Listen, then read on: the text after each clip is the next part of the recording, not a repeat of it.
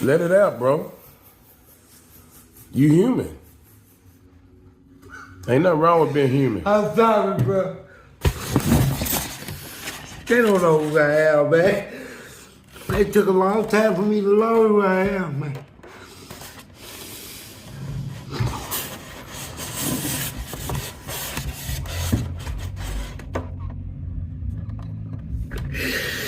Everybody cries, bro. I be hateful, man. I tell you, guys knows I be hateful, man. I go through so much shit, man. I tell myself, man, I ain't gonna do this shit for these motherfuckers, man.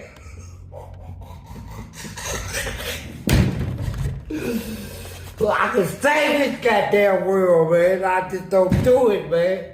I know I can, man. I can save all these motherfuckers in this world, man. I've been fighting this shit for years, man.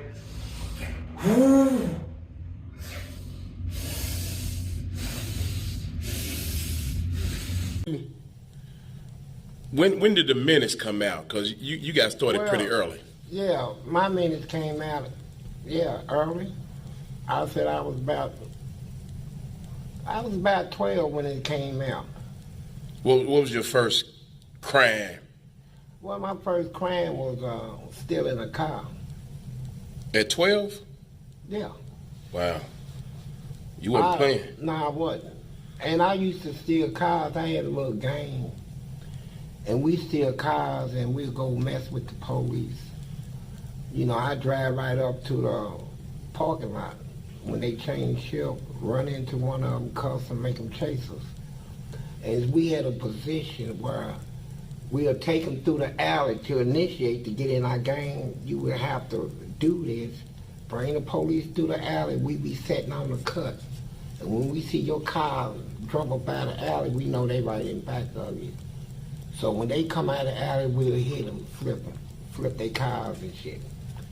So this went on for quite a while, man, and the police caught all my little gang members, and they all told on me. And so now they want to get me. So, but they could never catch me because I was too good. You know, at least I thought I was, right? Right. And then one night on 34th Street, they blocked the whole street off in just a horseshoe, right? And there's about 30, 40 police cars out there, and all of them just open up, start shooting. Wow.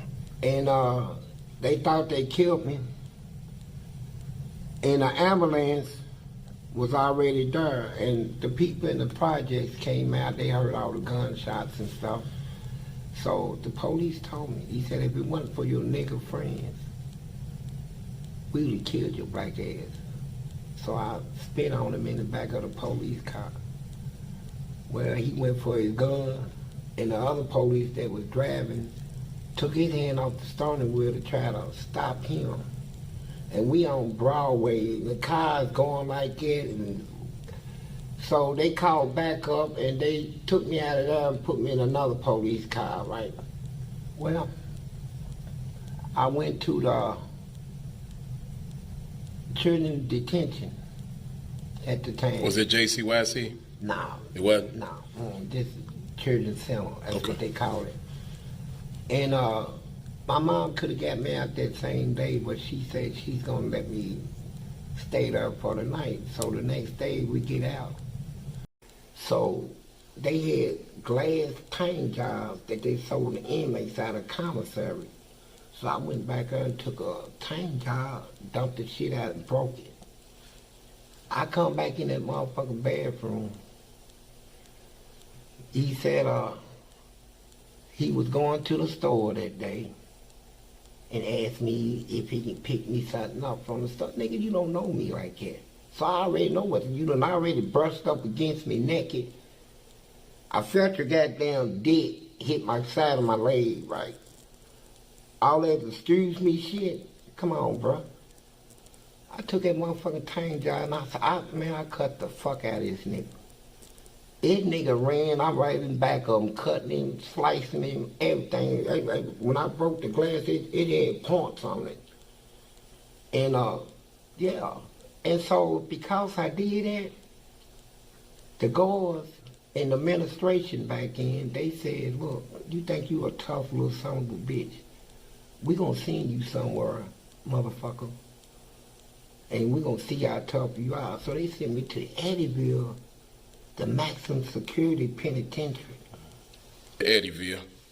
Yeah, when I get down there, here's what got me about that prison. When I come on the yard, man, I'm 17, all these people in there is in their 40s and 50s and 30s. I'm a child, the only young child in there. Man, I was walking across the loop, going towards the property room. I see all these motherfuckers laying out kissing and shit, right? And back then, Eddyville didn't have a dress code. We can wear our own clothes then. The sisters can come out with thongs and bikinis and panties and all this shit, you know. And motherfuckers was laying around kissing and shit. So I'm like, what the fuck they got me at, man? You know. And so everybody staring at me, and I kept hearing the word nigga, nigga this, nigga that. I said, man, all these blacks down there, they tolerating this shit. I said, man, the first time one of them called me a nigga, I'm gonna show them what type of nigga I really am, right? I'm a badass nigga, you know. And so I ignored it. And the second day, I get in the fight right there in the kitchen. They had some old bullshit out that can't nobody eat cheese. If you eat cheese, you a rat. They had that bullshit out then. And people come through the dining hall, they have hamburgers on, you know, put cheese on, when nobody get the cheese. So I told the man, I said, I ain't know nothing about this shit, so I said, can I get some cheese? He gave me a whole block of it. He said, yes, you can.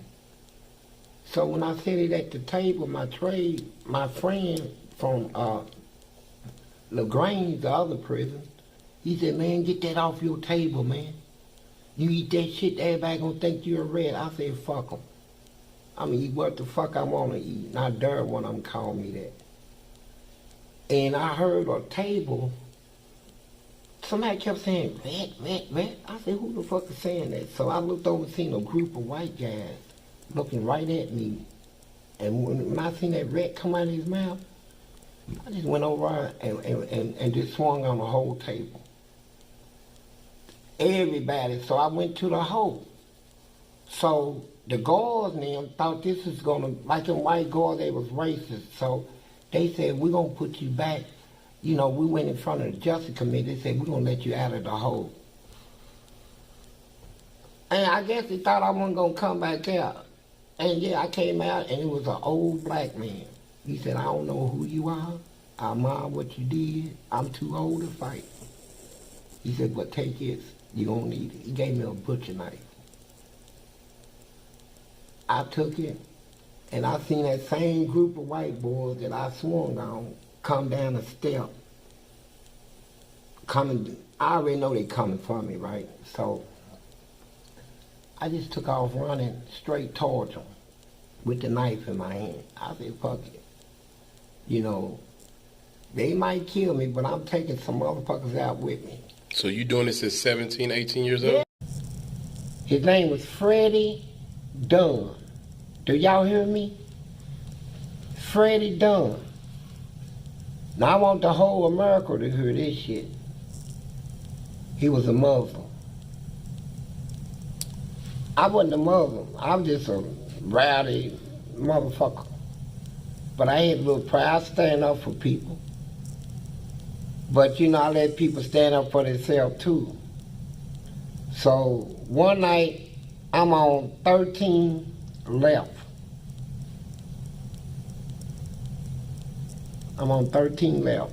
Freddie Dunn was in the next cell next to mine. I think we was the only two blacks on the walk at the time. The rest of them was white boys. That's real racist. Skinheads, powerful. They powerful too. So one night, I kept hearing some gagging. You know, sound you make in your throat when somebody's choking you or something.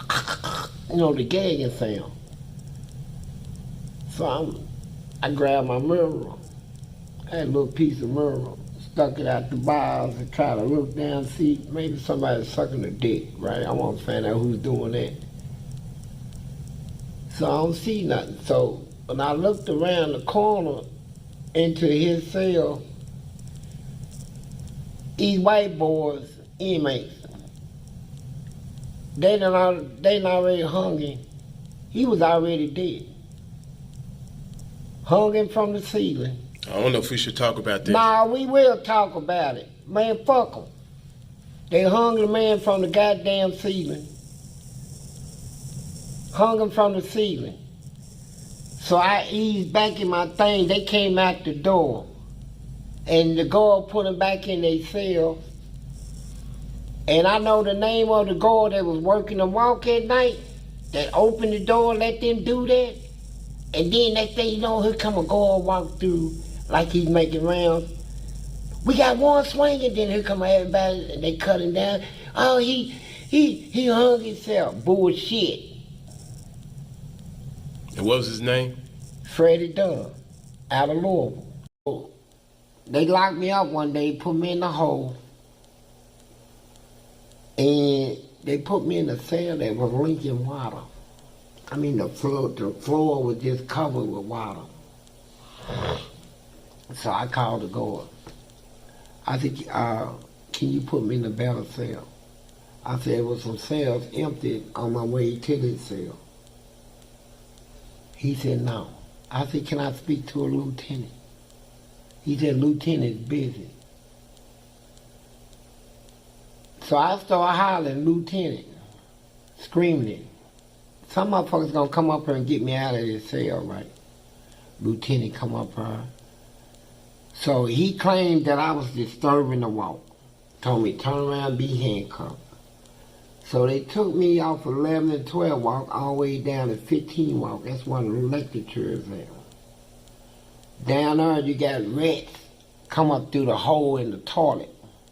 That's how nasty it is down there. You be sitting in your cell and a rat will come up through the toilet.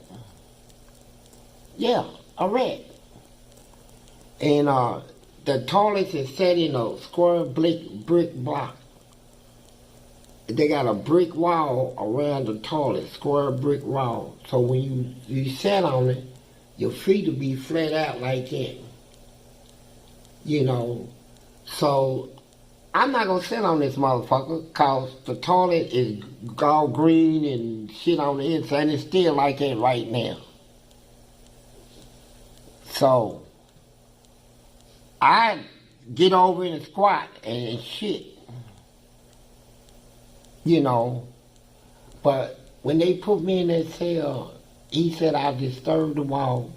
So the policy back in was 4-point restraint. I mean, strip you down naked, change your arms and your legs to a steel bed, naked. And it's supposed to be for 3 hours. Well, down there in the wintertime, it's about 100 degrees. It's the summertime, so you can imagine how hot it was. So I'm laying down there. I went on, let them put me in 4-point restraint, butt naked on the bed. I started sweating real bad. So I said, fuck it. I'm made, aggravated, so I go to sleep.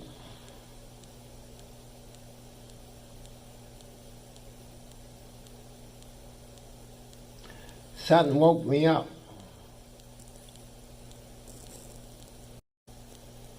It was about 500 flies buzzing in the crack of my ass, bro. Flies. Felt like I had a vibrator in my goddamn ass, right? So I'm pissed. If you move, they go deeper.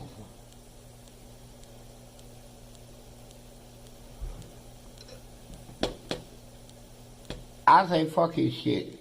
I'm gonna get him back. You know, cause where I come from, you always get your lick back. You know, about a couple of years later, well, months, not years, months, I threw that boiling bleach. Boiling? Yeah, this motherfucker, he made a warden, and he's nasty. And all the inmates is afraid of him, and he made warden just being a nasty, rotten ass motherfucker. And when he came by my cell, I threw that 5-gallon bucket of bleach in his face after I done boiled it for 4 or 5 hours. Get the fuck out of here, man. You ain't my warden. Church.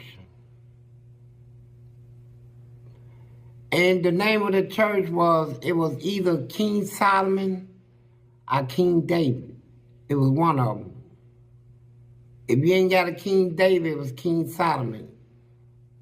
Black church, as they call it. I go there homeless.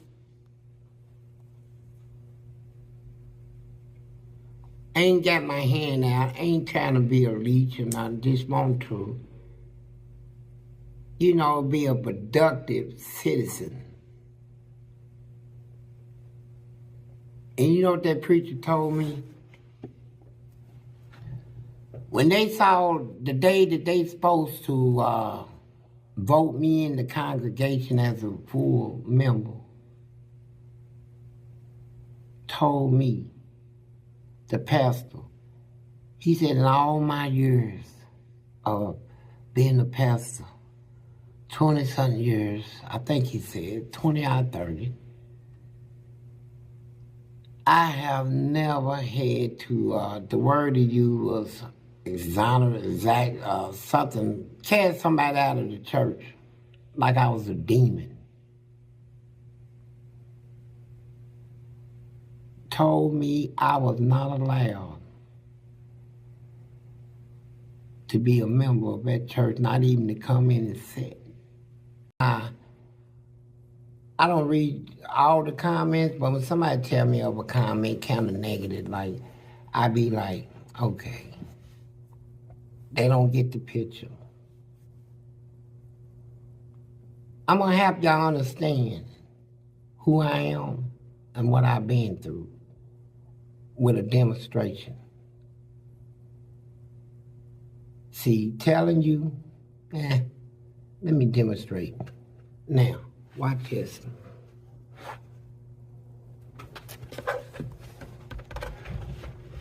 Can you see this?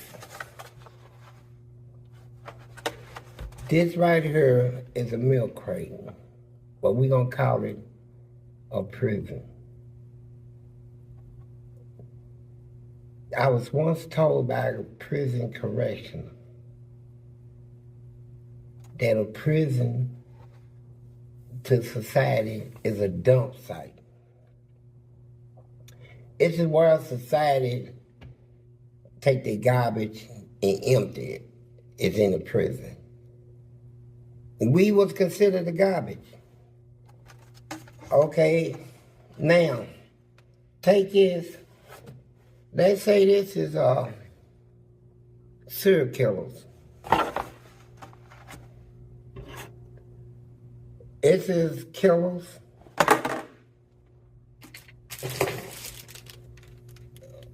Gangs.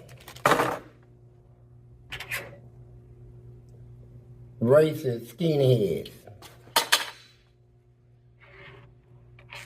Troublemakers. Freaks. Bizarre freaks. Gay people.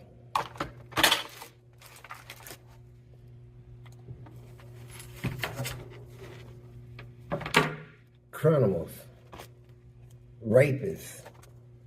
Child molesters. And let's take me, a 15-year-old child, and dump him in her. And let's let him sit for 40 years.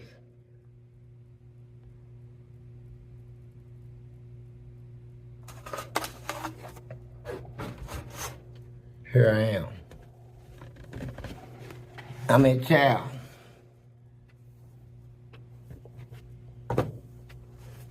And you don't know what I've been through, but I do. and so did God. I'm 65 years old. Let me tell you what you didn't know.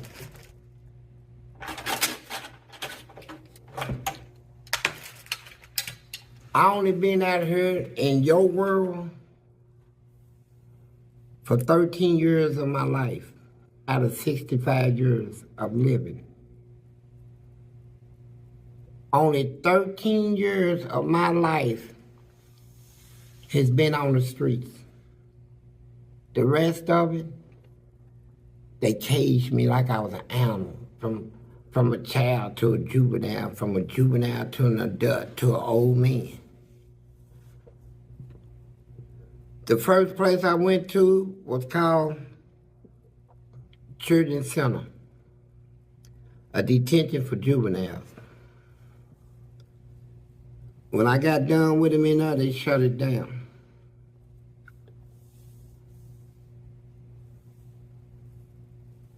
So they sent me to Army's Village. You already explained this. That's why. Yeah, I want to keep explaining. Okay, go ahead. I make a point. I shut that down.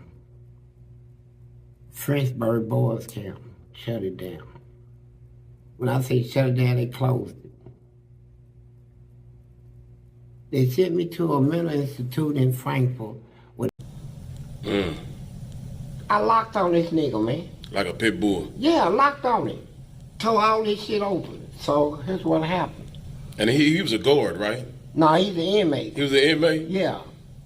One of them big, massive motherfuckers that come out of the military. They got a lot of them motherfuckers in prison. Motherfuckers come out of the army and shit, right? And so, when I seen the damage that I did, he got 32 stitches. I said, God damn. Shit. That's what I want to start doing, biting these motherfuckers, right? And so, the next fight I got into, I bit this motherfucker, bit his ear off. So when in the whole, we get to go to the prison hospital, fill out when we want to go. So somebody went there and come back and told me that they seen the dude that I was talking about biting his ear off. And say, man, he had both ears. Told me I was lying. I said, bullshit, I ain't lying about nothing. I knew I bit it off. But when I seen it for myself, I told myself, the next time I bite one of these some bitches, he ain't gonna get it back. I'll swallow that motherfucker before I give it back to him, right? So I got in the fight about 3 days later, right? Did the same thing. I bit this motherfucker a whole side of his face off, right? And swallowed it. I bit another motherfucker's nose off. I bit a motherfucker's top lip and his bottom lip, tore it off of it. This shit is documented. It's recorded and documented. I done shredded these motherfuckers with my mouth, right? Then it got to the point where didn't nobody want to fight me because they'll say, nigga, all you gonna do is bite a motherfucker. You goddamn right, I'm gonna bite the shit out of you, right? He say, hey, buddy, Frankfurt sent me up here because they want me to tell you, the next time you bite somebody, they're gonna take all your teeth. I said, that's bullshit, they can't take all my teeth, that's against the law and all that shit, right? She said, well, I'm just telling you, she said, you got 34 bites. Damn. And I'm talking about motherfucker, I done beat them up here and took all this off. And then they can't give it back. Motherfuckers, I took their top lips and shit off. And you swallowed this shit? Yeah, they still walk around like this, no lip. Yeah, I swallowed it. You goddamn right. You ain't getting it back. You ain't sewing shit on you. Because the motherfucker got his ears sewed back on. Yeah, he got his ears sewed back on. So I'm like, fuck that shit, bro. So I bit 2 more people since the last time I talked to LaDonna Thompson. So she come back and a guard come up to my cell and say, hey, you got a visitor. I'm thinking that somebody, my family or something, family coming to see me, you know. They took me down at the hospital and put me in what they call a restraint chair. Well, you sit in the chair, they can handcuff you to the chair. You know, it's made like that. So she come around the corner, she called me her buddy. She said, my buddy. She said, didn't I tell you? I already knew what they gonna do, so I said, look, whatever y'all gonna do, do it. So a nurse came in, gave me a shot, put me to sleep. So when I woke back up, they done took all my teeth out and sold my gums. Yeah. You paranoid, you gonna be wondering not to trust people or this and that. See, I got to break down all that shit, so it's gonna take time. But the chase is better than the real thing, just the chase after it, you know. See, all the time you plotting on some booty, I done been like 8 or 9 months without masturbating. My balls is heavy. And when I unload this load, oh God. And so what I do is I talk to you. What's up, man? Where you from? All that shit. And they talk. See, that's another thing. You don't talk. Hey, look, bro. I don't know you, and I got pops, cookies, cakes, noodles, chili, crackers, bread. I got bologna, all that stuff in my store, man. I got can of ham, mushroom, cream of mushroom, cream of chicken. I got clam chowder. I got banquet fried chicken. I got all that in my store, man. So they don't be having food and no money, and they might be on drugs. They don't have their drugs. They ain't got nothing. Usually you go to prison, it takes a week or so for your money to be transferred to you. So here's what they usually do. Hey, I said, yeah, bro. If I get something out of your store, how can I cook it? I say, hey, man, I'll cook it for you, man. They got microwaves out there and shit, too. So he buys a lot of shit. My job is to talk him into getting a lot of shit. So what I do, I don't charge him shit. You mean a lot of stuff where he can't pay back? Right, but I'm trying to get some butt. Now, this is just like trying to romance a girl on the street. Right? So, but here's what they did. They used to have something they call saltpeter. That's what they put in your food, right? Saltpeter? Yeah, it's supposed to produce something in you where you can't get hard. Okay. Keep your shit salt. But if you put too much in it'll have the reverse effect. It'll make everybody hard. So the inmates that worked in the kitchen called themselves like playing jokes and shit. Most of them was gay, so they wanted to see that shit. Mm-hmm. So they would put a lot of it in the food. Wow. And you'll walk around all day long hard and shit, looking at each other. Everybody want to stir each other down and shit. It could be straight out like that because the concrete blocks to go out. I'm setting it up for the first time, naked.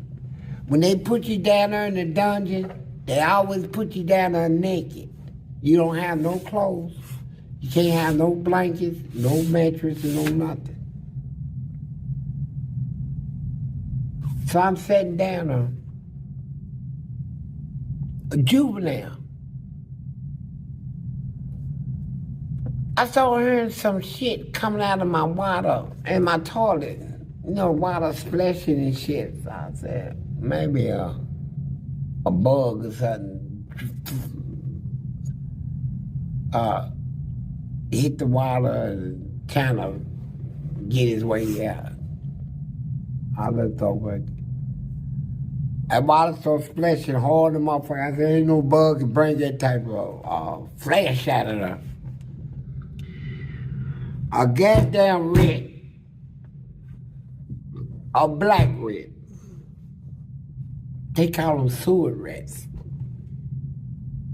Came up through the hole of the toilet that you sat on and got on the bank.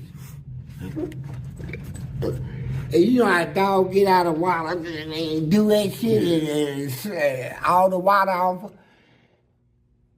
I'm fucked up, man. I'm looking at this motherfucker like, is this real? A goddamn rat, a big black rat, about the size of a goddamn cat. It humped his back. When I stomped at it, I said, ah! Cause I'm thinking if you holler, they'll run. When I was going broke, so I ain't have nobody on the street send me no money or nothing. So, we tried a pen pal thing with the women. But, them girls was like, I got babies. My babies need diapers, milk. All that, nigga, I ain't sending you no money. And all that, so everybody said the best way to go is write these gay pen pals. Cause they sending money out the streets. So, we lied to them, telling them I'm 60-something, I'm 65, I'll tell them I'm 20. And so I had one out of Texas, a black one. And, I'm writing, he's sending me money. Send me money, $100 every month. But to win his trust in me, I had to give him my mama's address. And even phone number. He called my mama. He talked like a man, though, when he talked to my mama. And the mama said, yeah, he's a nice friend. Your friend called me and all this. So we kept writing. So now that I'm done with him, I said, I got to figure out a way to stage an argument, break this off, right? So I said, look, I don't want you. You ain't my wife. You ain't shit. You a punk. He took all my letters that I wrote him and sent it to my mama. And see, I called my mama. I said, hi, mama. How you doing? She said, I'm all right. She said, do they feed y'all in there? I said, yeah, why? She said, what's all this shit about eating ass? I said, what? She said, boy, I got them letters from that boy talking about, and I read, I know your handwriting, you talking about eating this man's ass. Oh, I had never heard so nasty stuff talking in my life. I said, Mama, I just told him all that just to get money. She said, little boy, I seen you, anything you want, you might not get it when you want it, but you eventually get it, do you not? I said, yes, ma'am. And so my daddy, she showed them letters to my daddy. He showed them to all my sisters now. I'm writing those sissies and I'm telling them, yeah, baby, you my wife. I can't wait to get out. Nick you, suck you, stick my tongue in your ass, all that stuff. To make him write me and fall in love. But it backfired on me. He sent all that stuff to my family. And my daddy, his nasty ass, he showed all my sisters and so they come visit me. All right, Fleece, you was tell me about the warden that did something to you that I've never heard of before. Here's what happened. I'm in a maximum security prison in Eddyville. So down there, I'm turning up everything. I'm fighting. I'm the only inmate in that prison that ever did 12 years flat in segregation, the hole. I did 12 solid years in the hole. I'm like, motherfucker, I'll fight you to my death. They said, you can't wear these bars out, a guard told me. I said, no, I can't. I said, I bet I can wear your ass out, though. And that's what I stuck on. So I'm turning up all this shit, turn the toilets out of the floor, bolt it to the floor. I turn them out, slam them, tear the steel beds off the wall, tear the whole door off, steel bar doors, bend the tracks where they can't open the door. So they said they got sick of me turning up all this shit. And let me put this out there. When Martha Lane Collins was governor, you can look it up in the Courier Journal newspaper. It cost $650,000 to repair the damage done in the lecture room. I did it. I took a mop wranger and beat the lecture off the stand. I did it. Now let me get back to you. Why these motherfuckers hate me.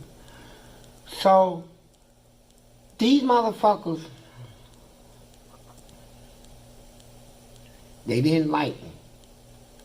So, they built down at North Point Training Center here in Kentucky. They built what they call a destructive proof cell, where I can't tear shit up in there. The bed was made out of solid concrete. They took the door, put a solid steel plate over the door with little holes in it like that where they can peep in and see what I'm doing. Everything else, the toilet and everything was welded and bolted to the floor, the lights in the seat, everything. So when they brought me down there, I'm thinking they just transferred me, just give me a break from Eddyville, just to cool me off or some old shit. They brought me down there on some bullshit. So when they put me in the cell, they stripped me naked. No shoes, no socks, no toilet paper, no mattress, no sheet, no blanket. And they left me like that for 8 months. So they took me to the warden's office, butt naked. He said, take all that shit off of him. His name was Dewey Showers. And if he's alive, you can see me now, Dewey smiling at you. Yeah, he was a nasty, cocky, country, hillbilly motherfucker. He said, take all that shit off of him. They said, Warden, he might go off. He said, he ain't crazy. He said, what's this on my desk? I said, it's a 38. He said, you believe it's loaded? I said, I know it's loaded. So when they took all the stuff off of me, he said, you see that window right here? He said, you see that fence? Yonder. That was his word. If you can make it to that fence, he said, I ain't gonna shoot number one time. You can run zigzagging, turn flips or whatever. If you touch that fence, I'll put you on the streets. I said, man, I'm not climbing out that window. Fuck that. So he told them guards, throw him out. I was pitching them motherfuckers everywhere. You can get me out that goddamn window. Is to do as much damage as I can to make sure you don't come back, right? And so, I remember when I picked up my first 3 years, it was over this dude. They brought him from the Grange, from another prison. He stabbed somebody. And the person he stabbed had like a reputation in my city. And now this dude, not even from my city, is running his mouth like he's a tough motherfucker. Put him next door to me in the hole. He wanted to talk. I told him I ain't have no rep. Next thing I know, he threw a cup of piss around the bars. And I ain't gonna lie, he got on me. She got in my goddamn mouth. Yeah. I spit. I said, I'm killing some bitch. So the lady guard that was working, Kathy, she said, hey, I heard what he did to you. You want him? I said, yeah. She said, when I let him out for a legal call, that's when the inmate gets in a hole. When they go to the hole, you can get out, make a legal call to call your legal aid to represent you on whatever they got you in a hole for, even outside choice. So, she said, I'm going to open your door by mistake. I said, please do. I tore the toilet off the floor, a porcelain toilet, had the water still in it. When she opened that door, I had that motherfucker over my shoulder like this, and I'm tipping down the hall. I don't want this motherfucker to see me. But when I was coming down the step, soon he looked up, I done threw it. That motherfucker hit him in the shoulder. And dislocated all that shoulder, but he was still able to run. You can see his shoulder hanging way down here. And when the toilet broke, he ran all the way in the back, and they got bars that goes up to the second turn. So he clammed the bars to go up to the second turn. So I took the toilet that was already broke it some more, took it in pieces, and I was throwing them at him because they had sharp points on them. And every time they hit him, to cut it, you know. So he made it to his door and he ran in his cell and they shut his door. So I'm not done with this, nigga. You done threw some piss on me, nigga. She got in my mouth. Nigga, fuck you, nigga. I'm coming for you, right? So I went to an inmate and said, give me your toilet paper. So I got toilet paper from 8 inmates, took it all off the road, threw it up over the rail, clammed up her, took a blanket. So when I went up there, he's standing up with holding his mattress up. So I was throwing the shit, hit it in the ceiling, make it bounce down on him. And it was still hitting. So he get up under the bed to try to avoid it. So I threw the toilet paper on top of the bed and a blanket over it and lit it on fire. Bring your black ass out from under that bed, boy. I'm gonna get you. Part you got frustrated on when you threw that bleach on that man? Yeah. Oh, yeah, let me tell you about this shit. When he No, I'm gonna tell you, I didn't want to say it on the camera. I'm gonna say this shit. I didn't want to say it on camera because look at the mindset. First, I'm asking all my friends to just hear this shit out and take this to heart, man. I'm a hard motherfucker and I can be real hard. This man that I threw that bleach on, that guard, he did 18 months in the hospital getting skin grafts. All this shit was gone. His lip fell off. All that shit was hot. You know. So they built a special cell for me, just like the one you see in Silence of the Lamb, big plastic glass cell. They built that for me on 15 Walk in Eddyville, where the plastic shield thing went over the whole door where I can't throw nothing on nobody and they can feed me without me assaulting them, you know, or getting to them. So after 18 months of being in there naked, they didn't give me shit. I slept down there with the rats and the motherfucking lizards and all that bullshit. They bring this motherfucker in, the one I threw the bleach on. Fucked me up one day, it was lunch. They had brown beans and they had hamburger. No cheese, just hamburger and brown beans in a paper cup. They said, somebody's here to see you. I done forgot all about this motherfucker. I'm thinking, shit, I'll never see him again. It's just 18 months later. A guard turned the corner with his face all fucked up and all this shit, and he had my food tray in his hand. They wanted him to get back at me. So he handed me my food tray, and it was a big old pile of spit in the motherfucking beans, brown beans. I mean, it was so much spit, looked like 100 motherfuckers spit in it. And the little paper cup, it was golden, this the darkest piss you can, you can smell the shit. Soon they gave me the tray, I smelled the piss, right? Pneumonia smell like raw. And he handed me my tray. So it went through my mind right then and there. Oh, this motherfucker's trying to come back. And if I show fear right here, they gonna do this shit every day. They gonna put me in torment every day. So I grabbed a tray. I didn't use a motherfucking spoon, a plastic spoon or nothing. With my bare hands, I grabbed that big old pile of beans, threw it in my mouth, all of it. With the spit in it. With the spit in it, and ate it. Drunk the goddamn cup of piss and said, thank you, can I get some more? It was good. Yeah, the MSNBC lockup. Do you remember that? No, I don't remember my exact age at the time. I really don't, man. I was at that time, man, I was convinced I'm never getting out of prison. if I can do, at that time I done calmed down a lot, I'm ready to start, turning over a new leaf. I'm done with the bad boy image and all this other stuff. So if I can do MSNBC to help deter juveniles from getting in trouble, I'll do it.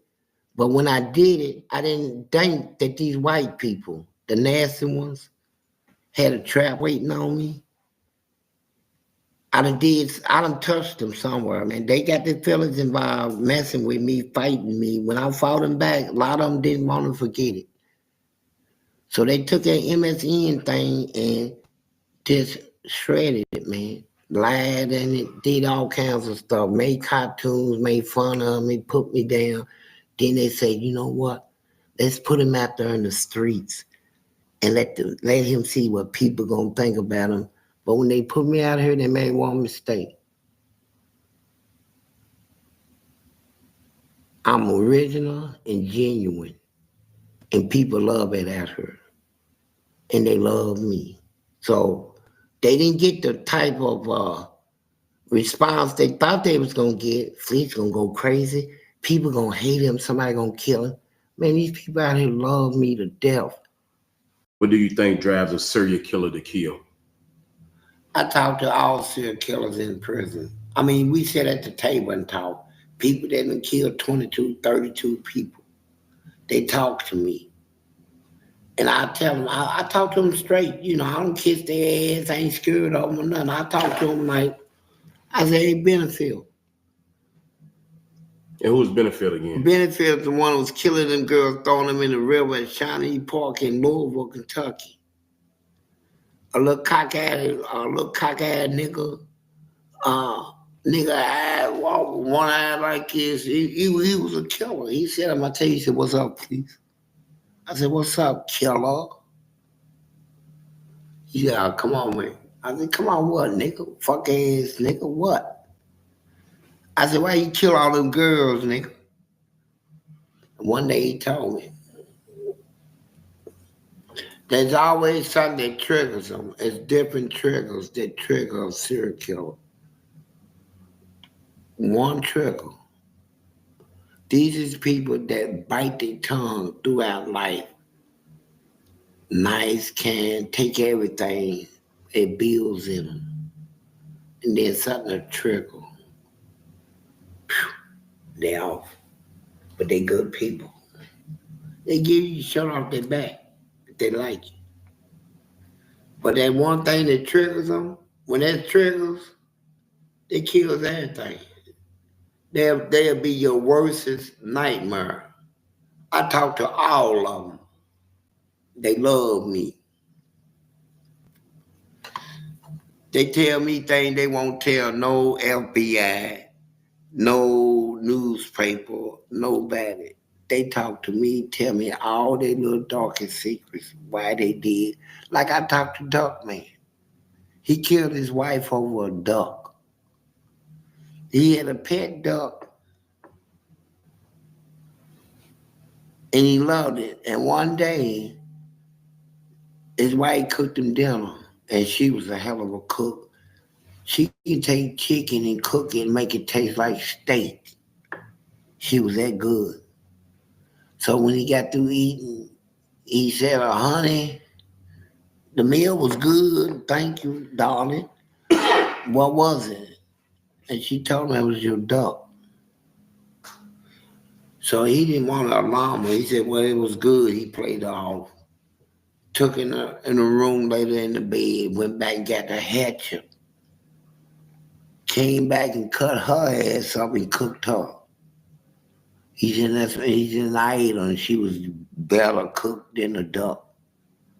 That's what he told me. I got into a state of mind where I didn't care no more. I ain't feel nothing.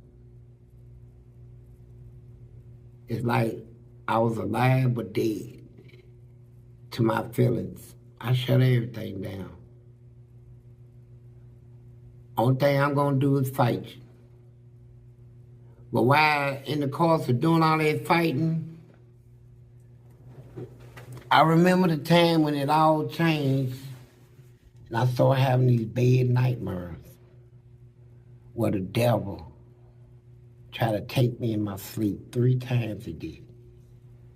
I remember the first time I laying on my back, just barely dozing, and then something snatched my spirit out of me, and I felt myself going down. And I broke a grip.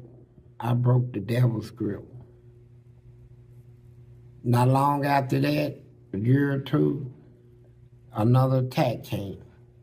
Same thing, laying in the bed.